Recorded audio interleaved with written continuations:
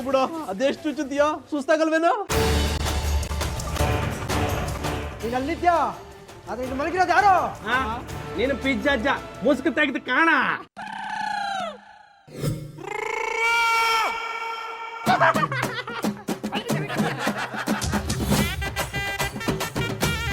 ಎಂತಕ್ಕೆ ಶಾಕ್ ಆಯ್ತಾ? ನಿನಗೆ ಶಾಕ್ ಆಯ್ಕಂದಳಿಯೇ ನಾವು ಇಷ್ಟೆಲ್ಲ ಪ್ಲಾನ್ ಮಾಡಿ ನಿನ್ನನ್ನು ಹಿಡ್ದಾಕಿದ್ದ. ನನ್ನ ಮೋಸದಿಂದ ಹಿಡ್ದಿದ್ದೀರಾ. ನಾನು ಆಚೆ ಬಂದ್ರೆ ನಿಮ್ಗೆ ಯಾರನ್ನೂ ಉಳಿಸಲ್ಲ.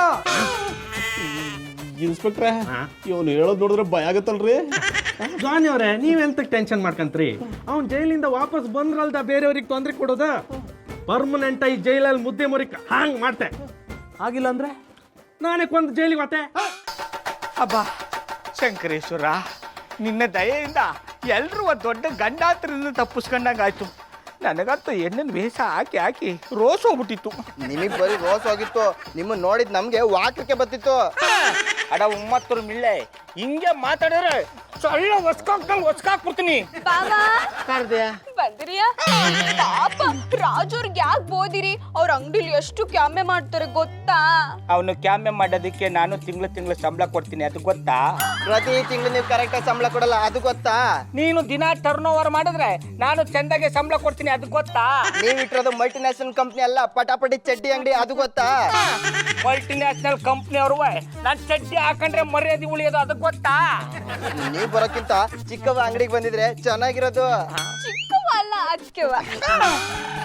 ಯಾಕಪ್ಪ ನಾವು ಬಂದ್ರೆ ಚುಚ್ಚಿದ? ಅಲ್ಲ ಗೌಡ್ರೆ, ಅವ್ರು ಬಂದ್ರೆ ವ್ಯಾಪಾರ ಇನ್ನೂ ಜಾಸ್ತಿ ಆಯ್ತದೆ. ಹೂ ಬಾಬು, ಅವ್ರು ಹೇಳ್ದಂಗೆ ನಾನು ಅಂಗಡಿಗೆ ಹೋಯ್ತೀನಿ, ನೀವ್ ಅಟ್ಟಿಲೇ ಇರಿ. ಅವ್ನು ಹೇಳ್ದಂತ ಕಾಲ್ಗ ಗೆಜ್ಜೆ ಕಟ್ಕೊಂಡ್ ಕುಣಿಬೇಡ. ಆವತ್ತು ಹೇಳಿನಿ, ನೀನು ಒಟ್ಟಿಗೆ ಸೀಮಿತ, ನಾನು ಅಂಗಡಿಗೆ ಸೀಮಿತ. ಅಬ್ಬಾ ಮಧು, ಇಷ್ಟು ದಿನ ಸೈಕೋಗೆ ಎದುರುಕೊಂಡು ನಾನು ಹುಡುಗಿ ವೇಷ ಹಾಕಿದ್ದೆ ಅಂತ ಮಾಡಬಾರ್ದು ಕೆಲಸ ಎಲ್ಲ ಮಾಡಿಸ್ಬಿಟ್ಟಿದ್ಯಾ. ಇನ್ಮೇಲೆ ಯಾವ ಕೆಲಸನೂ ಮಾಡಲ್ಲ. ಯಾಕೆಂತ ಕಾರಣ ಹೇಳೋ ಅವಶ್ಯಕತೆ ಇಲ್ಲ. ನನಗೆ ಬೇಡ ಅನ್ಸಿದೆ, ಮಾಡಲ್ಲ ಅಷ್ಟೇ. ಹೌದಾ? ನಿಮಗೆ ಅಷ್ಟೊಂದು ಧೈರ್ಯ ಬಂದಿದ್ಯಾ? ಹಾಗಾದ್ರೆ ಇದೇ ಮಾತನ್ನ ನನ್ನ ಕಣ್ಣಲ್ಲಿ ಕಣ್ಣಿಟ್ಟು ಹೇಳಿ. ಅದು ಇನ್ಮೇಲೆ ಮನೆಯ ಎಲ್ಲ ಕೆಲಸನೂ ನಾನೇ ಮಾಡ್ತೀನಿ. ಅಕಸ್ಮಾತ್ ನೀವೇನಾದ್ರೂ ಮಾಡಲ್ಲ ಅಂದಿದ್ರೆ ಆ ಸೈಕೋ ಕಿಲ್ಲರ್ ಮುಳ್ಳಪ್ಪನ ಜೈಲಿಂದ ಹೊರ ಕರೆಸಿ ಮತ್ತೆ ನಿಮಗೆ ಹುಡುಗಿ ವೇಷ ಹಾಕಿಸ್ತಿದ್ದೆ. 3 ತಿಂಗಳಾಯ್ತು, ಓನರು ಬಾಯಿಗೆ ಬಂದಂಗೆ ಬೈತಾ ಇದ್ದಾರೆ. ಒಂದು 3,000 ರೂಪಾಯಿ ಸಾಲ ಇದ್ರೆ ಕೂಡ ಆದಷ್ಟು ಬೇಗ ತೀರಿಸ್ಬಿಡ್ತೀನಿ. ಓಕೆ ಓಕೆ, ಅದಕ್ಕೇನು ಕೇಳಿದೆ ಅಂತ ಹೇಳ್ಬಿಡು. ಆಯ್ತು, ಮನೆಗೆ ಬರ್ತೀನಿ. ಇಂಥದ್ದ ಬೋಲ್ ಮಂಡೆ, ನಿನ್ನ ದೋಸ್ತಿ ದುಡ್ಡು ಕೊಡ್ತೇನೆ ಅಂತ ಹೇಳಿದ. ಸಂಸ್ಕೃತ ಪದಗಳನ್ನೆಲ್ಲ ಯೂಸ್ ಮಾಡಿ ಫೋನಲ್ಲಿ ಸರಿಯಾಗಿ ಕೊಟ್ಟ. I like it. ಅಲ್ಲಲ್ಲ, ಈಗ ನಾವು ಬಾಡಿಗೆ ಕಟ್ಟೋದಿದ್ರೆ ಓನರ್ ಬೈತಾರಲ್ವಾ? ಇವನ ಹತ್ರ ಬಾಡಿಗೆ ಕಟ್ಟಕ್ಕೆ ದುಡ್ಡು ಕೇಳಿದ್ರೆ ಇವ್ನು ಸರಿಯಾಗಿ ಬೈತಾ ಇದ್ದಾನಲ್ಲ. ಎಂತ ಮಾಡೋದಪ್ಪ? ಈಗ ಒಂದು ಕೆಲಸ ಮಾಡ, ನಿನಗೆ ಇಲ್ಲೇ ಸಾಂಬಟ್ಟ ಇದ್ದಾನಲ್ಲ, ಅವನ ಹತ್ರ ಕೇಳಿ ನೋಡ. ಲೇ, ಅವನ ಹೆಸರಿಗೆ ಮಾತ್ರ ಶಾಂಬಟ್ಟ ಕಣ, ಅಡ್ಗೆಗೆ ಉಪ್ಪು ಹಾಕ್ತಾನೆ ಇಲ್ವೋ? ನಾವು ಸಾಲ ಕೇಳಿದ್ರೆ ನಮಗೆ ಸರಿಯಾಗಿ ಉಗಿದು ಉಪ್ಪು ಹಾಕ್ತಾನೆ.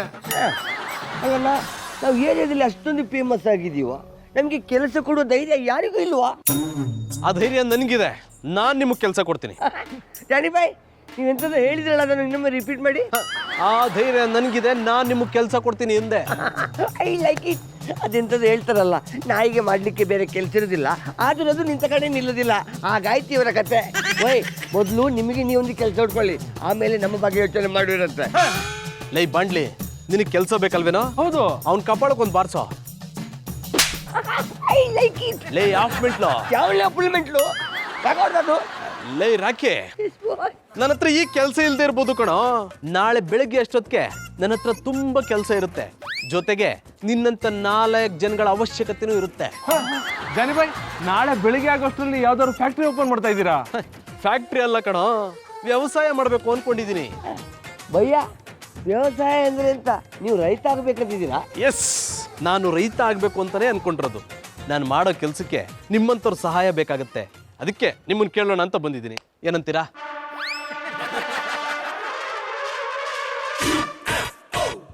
ಒತ್ತಾಯ ಏನೂ ಇಲ್ಲ, ನಾಳೆ ಬೆಳಗ್ಗೆ ತನಕ ಟೈಮ್ ಇದೆ.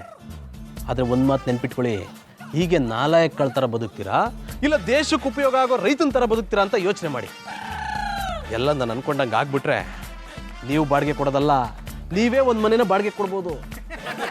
ಜಾನಿ ಭಯ್ಯ, ವ್ಯವಸಾಯ ಮಾಡ್ಲಿಕ್ಕೆ ಜಮೀನು ಬೇಕಲ್ಲ, ನಿಮ್ಮ ಹತ್ರ ಜಮೀನಿದೆ? ಅದ್ರ ಬಗ್ಗೆ ನೀನೇನು ಯೋಚನೆ ಮಾಡ್ಬೇಡ ಕಣ, ಜಮೀನೆಲ್ಲ ರೆಡಿ ಆಗಿದೆ. ನೀವಿಬ್ರು ಬರ್ತೀರಾ ಇಲ್ವಾ ಅಷ್ಟು ಹೇಳಿದ್ರೆ ಸಾಕು. ಯೋಚನೆ ಮಾಡ್ತೇವೆ.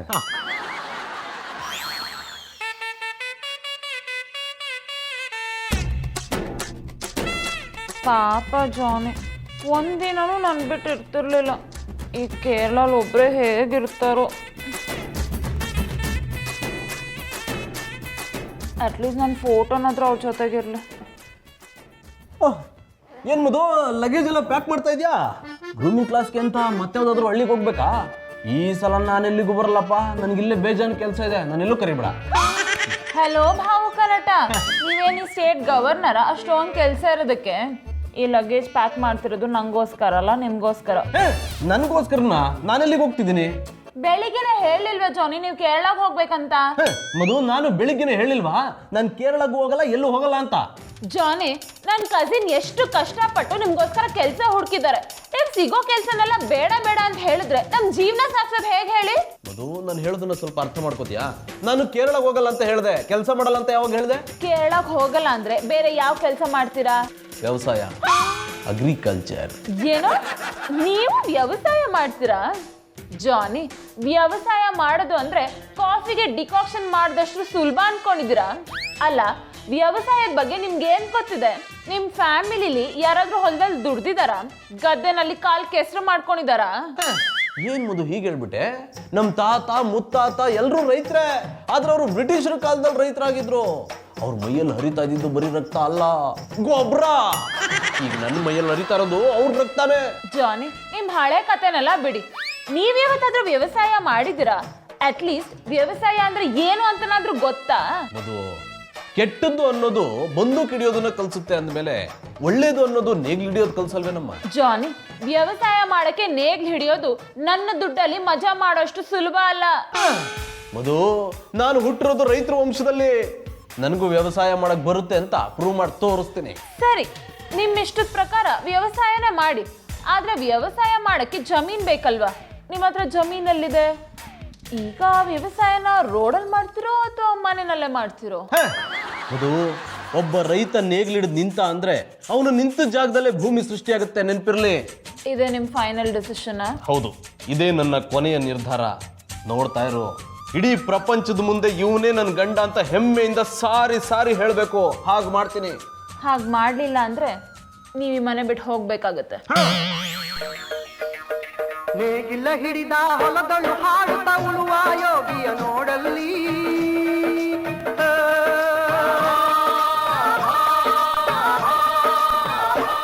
ಅದೇ ಕಂಗ್ನೋಡಿಯ ಹೆಣ್ಣೆ, ರೈತನ್ ಯಾವತ್ತೂ ನೋಡೇ ಇಲ್ವೇ?